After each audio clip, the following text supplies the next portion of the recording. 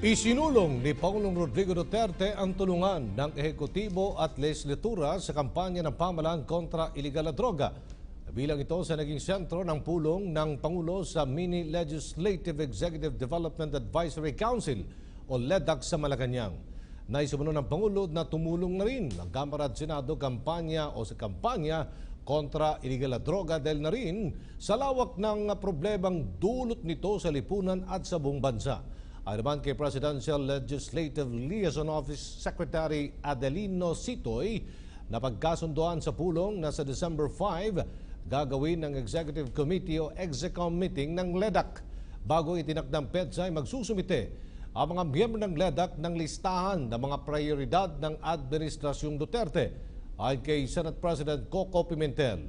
Kabilang sa mga programang isusulong ng Duterte Administration ay ang Income Tax Reform Package. Kabilang dito ang pagtakpyas ng income tax ng bawat individual, pag-amyenda sa Anti-Money Laundering Council o Laundering Law, Budget Reform Bill at Government Right-Sizing Bill.